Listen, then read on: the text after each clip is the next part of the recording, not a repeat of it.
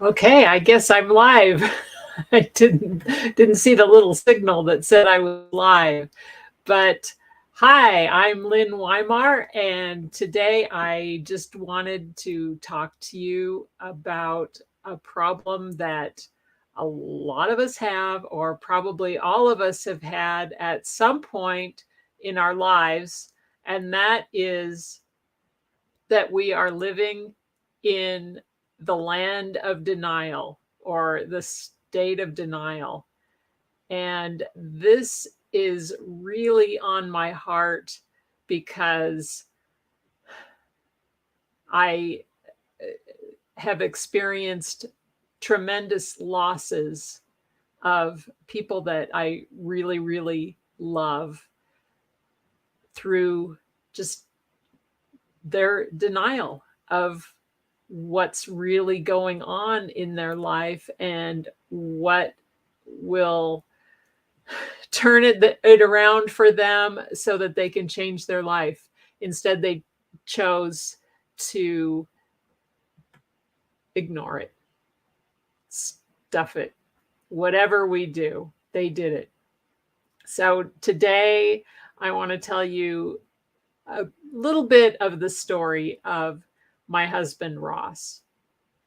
And I guess I have to tell you up front, he did pass away on January 4th of this year. And that was, I'm still, really um, experiencing that loss. But I think that it's important for me to tell Ross's story and and and other stories too, not just Ross, but that this has some lessons for all of us. And so Ross was a wonderful man. He loved his life so much. He was so grateful for the beautiful life and all the wonderful things that he was able to do and have and experience in his life. And Ross was a paraplegic for the last uh, probably 25 years or so of his life. And he, about a month after we were married, he was diagnosed with end stage renal disease.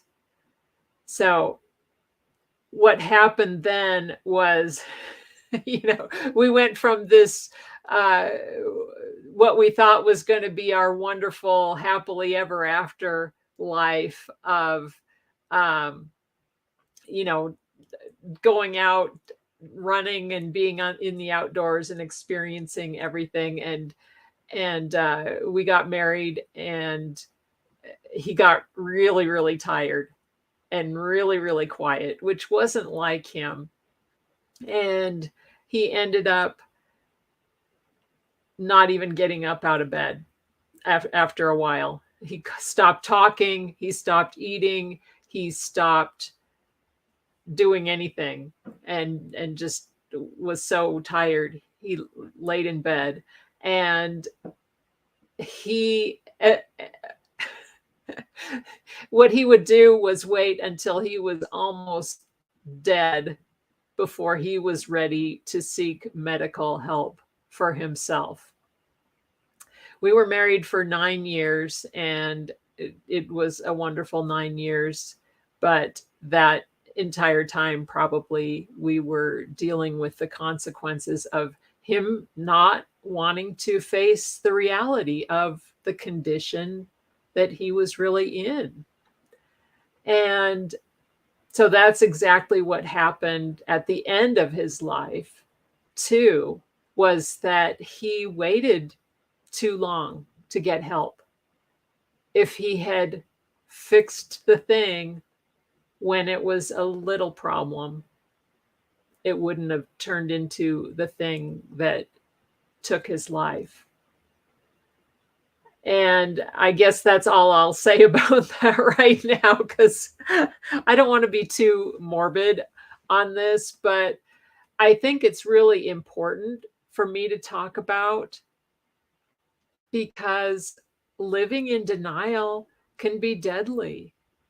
And the problem is for a lot of us, well, for everybody, the weight doesn't just come piling on all at once. And Ross wasn't, his problem was not weight, but it was still the same sort of issue of not wanting to face reality.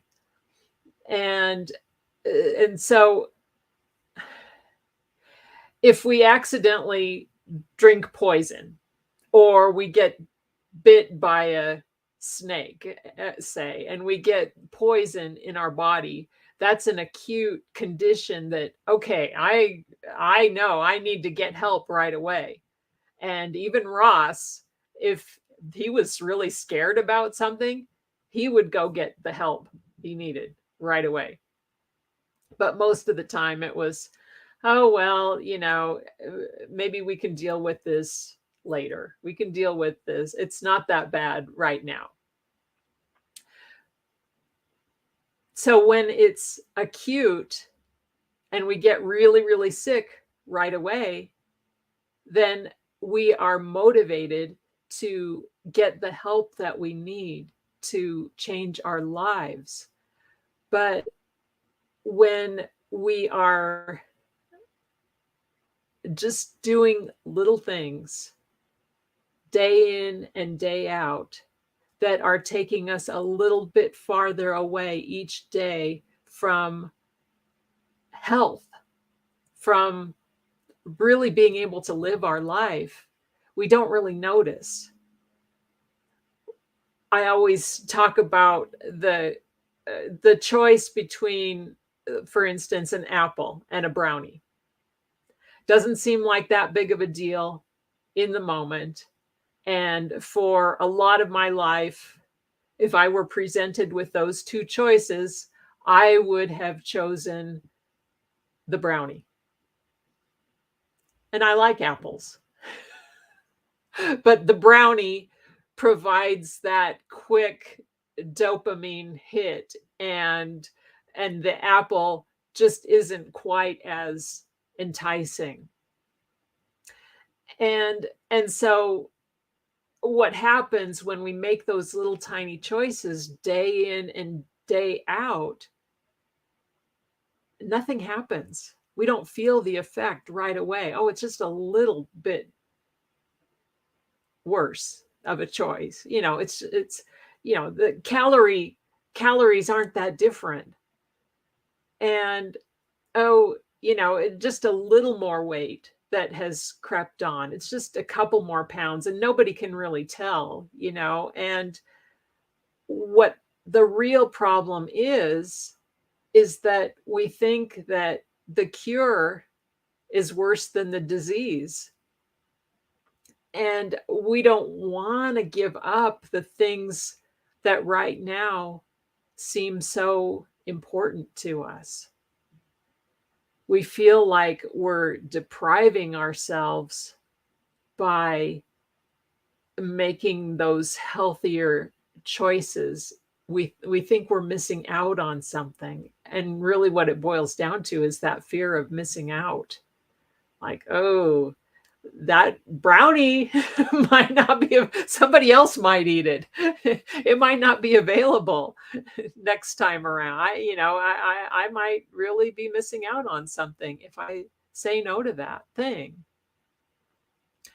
And for Ross, the thing that he didn't want to miss out on was his freedom. He thought that admitting that he was sick would lead to a loss of freedom, because so many times when he's had a big wound, which paraplegics get wounds, it's almost inevitable that it would mean months in the hospital. And he didn't want to face that. And so when he would see a little tiny wound coming on, he would ignore it, wouldn't even let me look at it, um, because he thought, okay, wound equals hospital. And for a lot of us, we think that we may have to really give up things that we enjoy.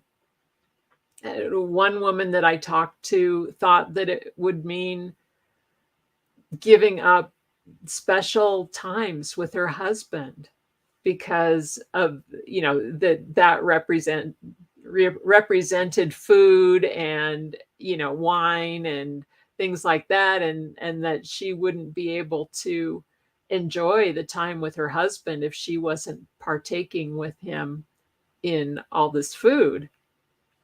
And, you know, these are all stories that we're telling ourselves that keep us stuck and keep us living in that state of denial because we think that what we're giving up is more important than our life, basically.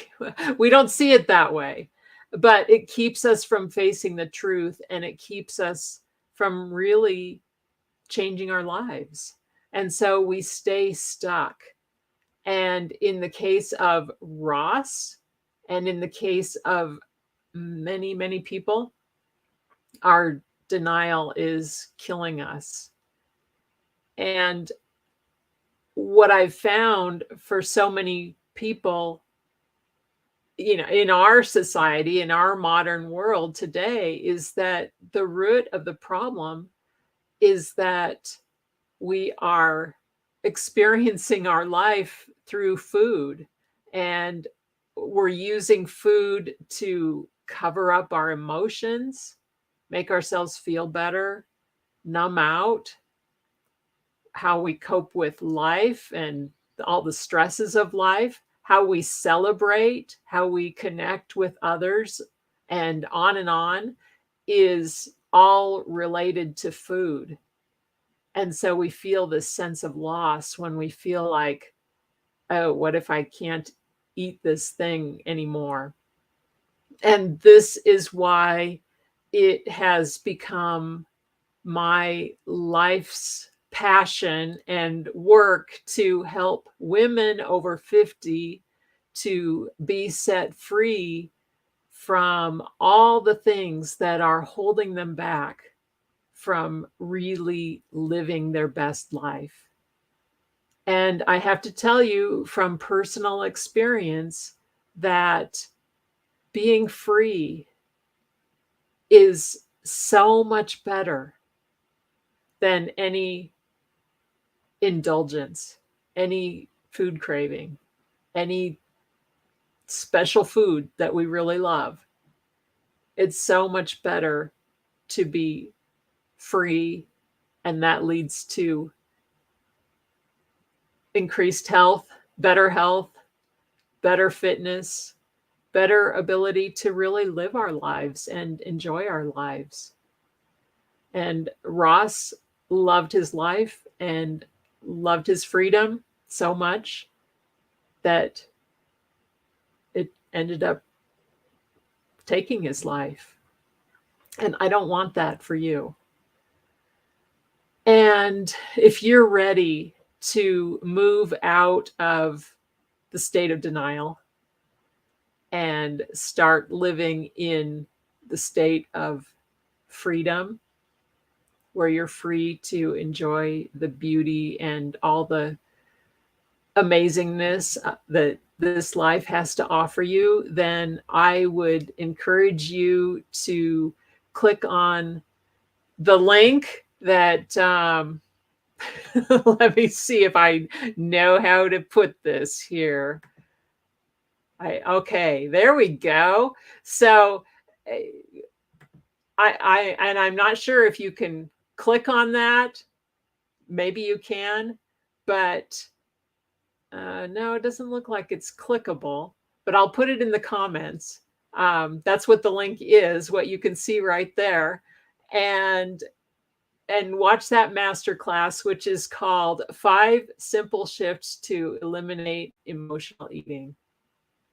So thanks for watching today, the replay or the live. I appreciate it very much.